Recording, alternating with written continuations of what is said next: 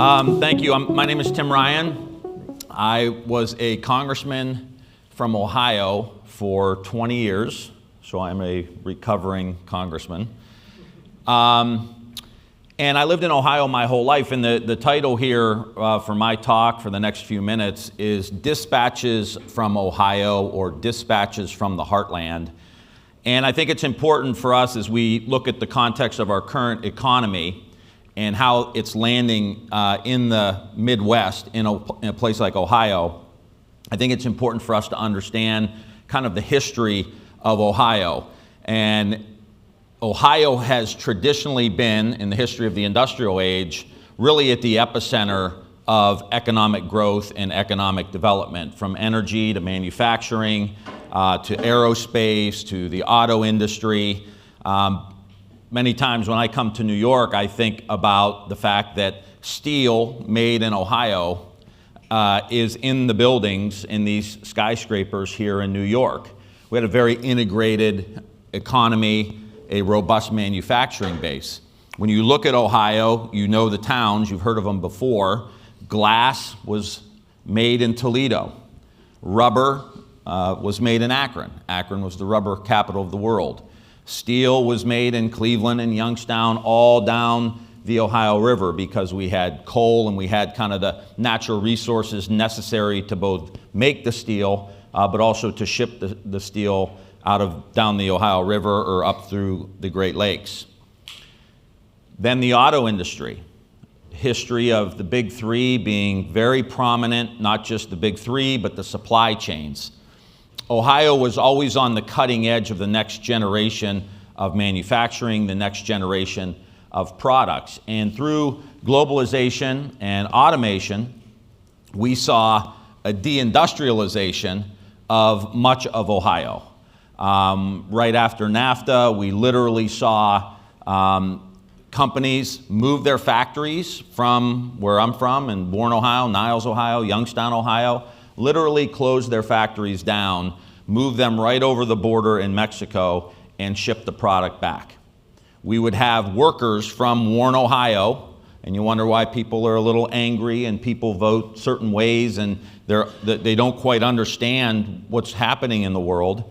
Some of these workers literally had to go over the border and train the workers that would eventually take their jobs. My cousin Donnie worked at a supplier for General Motors, Delphi, and he worked there for a long time. He was in the union. He called me one day and he said, "You're never going to believe what I had to do today." And I said, "What?" And he said, "I had to unbolt the machine from the factory floor, put it in a crate, and ship it to China." It's like his last day at work. So that's the kind of economic anxiety. We went from this robust industrial base in Ohio, auto supply chain everywhere, aerospace supply chains everywhere, to the deindustrialization that happened. And so now, what's exciting for places like Ohio is after the Inflation Reduction Act, after the CHIPS Act, after the infrastructure bill, we have significant investments happening in Ohio from the private sector, but also with assistance from the public sector as well. And I think it's important too for us to really understand that in a very polarized, if I could be gentle as I say this, a very polarized electorate, right? A very polarized and divided country. For those of us who believe that climate change is real and believe that the government has a role, but also believe that the private sector has a significant role to play in solving some of these problems, it's important for us to say we've got to have some pretty honest conversations. And it's not going to be all government or no government. It's probably going to be some kind of blend of the two. And you have to have a good business environment, but you also have to have good, strong, robust, smart public investments. And so now when you look at Ohio, you see an Ohio that's transforming itself. We have lots of great research universities, Ohio State, Case Western Reserve, all of our STEM colleges in Ohio really now are doing some kind of research and development, trying to drive the new economy. We have energy incubators We have additive manufacturing and 3D printing, one of President Obama's key initiatives around a facility called America Makes, which is around 3D printing and additive manufacturing, just launching an AI company out of the Youngstown Business Incubator. So we have that kind of infrastructure really in place. Now what's happening with the Inflation Reduction Act now, we have a new battery facility in Youngstown, Ohio that has 2,000 union jobs. Now that facility for General Motors used to have 16,000 union workers. In the Delphi plant that I mentioned, they used to have 13,000. All union, strong middle class, wages, benefits, pensions, and those jobs are gone for the most part. And so this 2,000 union jobs is great, and it's a move in the right direction, but it pales in comparison to what the community used to have. But these are the kind of investments that we need to make. We see reshoring happening in the United States, 800,000 new manufacturing jobs in the United States. In Ohio, we welcome those manufacturing jobs. We have data centers locating around Columbus, Ohio, probably going to be $100 billion in data centers because in order for us to handle artificial intelligence and the demand for what's happening and the need for data centers, all happening in Ohio. Intel locating in Ohio will end up being about a $100 billion investment, in part because of the CHIPS Act, and the CEO said we would not be doing it if it wasn't for the CHIPS Act that was passed.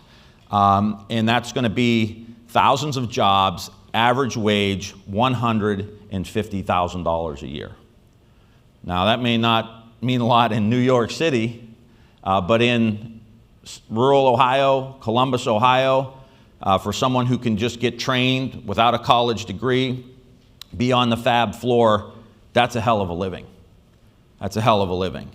And so all of these policies are coming into play in a place like Ohio, where we're going to be able to resuscitate the manufacturing base. Problem, one of the key challenges that we're going to have over the coming years is having a skilled workforce. And semi-political comment, I think this idea that everybody had to go to college for the last however many years and decades, and everyone kind of poo-pooed the skilled trades, and we got rid of shop class, and we stopped kind of honoring people who went out and made steel, built things, and they were kind of looked down upon for many, many, many years. And now, when you have to build a fab plant, and you have to build an auto plant, and you have to build a battery plant, and you got to build data centers, and you don't have enough skilled workers, it's coming back to bite us on the rear end. Now, the other thing that Ohio has that's really important, and again, this is kind of a semi-controversial sometimes in some quarters, but we have a rich and deep supply of natural gas, which is new in western PA and eastern Ohio, Utica Shale, Marcellus Shale. And a lot of people say, well, no fossil fuel at all, keep it in the ground. Ohio has reduced its carbon output by 50% from 2005 to 2019 because natural gas displaced coal. And so if we're talking about an American energy strategy that is affordable, reliable, and you want to reshore manufacturing, and you want to lead the world in artificial intelligence and in the newer technologies and meet that energy demand, there is no way we're going to be able to do it with just wind and solar. And so natural gas is a key component. It's displacing coal. And people don't realize in Wisconsin, it's still like 30 to 40% coal that they're using. In a lot of other states, Vietnam, 40% coal. China's putting on one coal-fired power plant a week. So we want to move in another direction. It's going to be places like Ohio where we have natural gas. It's creating good union jobs, and we could export this to other countries that are still using coal, because as we know in the environmental movement, that if we just do something in the United States and no one else is doing it, it's not going to get us very far. And so Ohio is ground zero for what the new economy can really look like.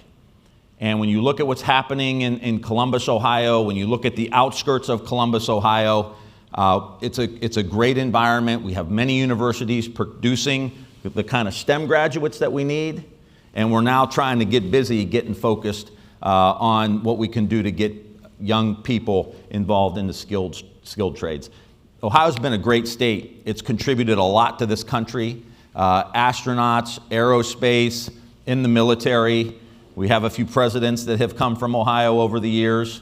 So it's important for all of us to understand that if it's just areas on the coast that are succeeding, you get a level of political disruption that we've been experiencing in the country.